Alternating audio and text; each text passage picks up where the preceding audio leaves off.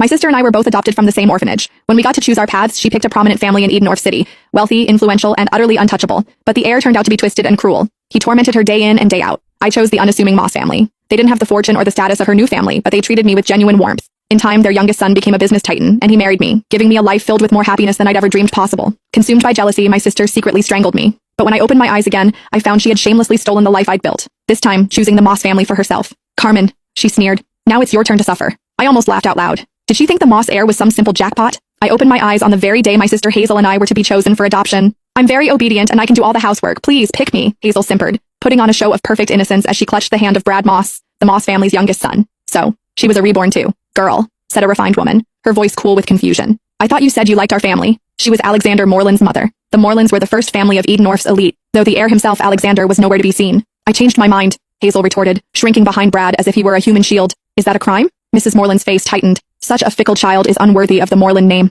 Then her gaze softened as she turned to me. You seem like a good girl. Come with me. We have a son at home you'll like. I simply nodded and took her outstretched hand. A triumphant gleam flashed in Hazel's eyes as if she just won a great victory, but she had no idea. While everyone feared Alexander's eccentricities, I was far more terrified of Brad, a guy as cold and venomous as a snake. In my last life, I had spent years desperately trying to escape his grasp. This time she had unknowingly done me the biggest favor imaginable. As Mrs. Moreland stepped outside to get the car, Hazel sidled up to me, her eyes full of contempt. Enjoy your new life, Carmen, she whispered. This time, you're the one who will suffer. I didn't even bother to reply. Her gloating was nothing more than a clown's performance. She thought she had secured a fresh start, but the joke was on her. She hadn't escaped a fire. She had just jumped headfirst into a hell far more brutal than she could ever imagine. After I arrived at the Moreland estate, Mrs. Moreland gave me a private suite and hired a small army of tutors for piano, dance, and etiquette. She was gentle but frank. Sweetheart, I'll be honest. I adopted a daughter to find a suitable match for my son. You must apply yourself. Alexander returns from abroad in a month. If he takes a liking to you, your future will be secure. Remember, the entire Moreland legacy will be his one day. I knew from my last life that Alexander had felt nothing but disdain for Hazel, and her time here had been miserable. I didn't dare hope the cold, aloof heir would favor me either.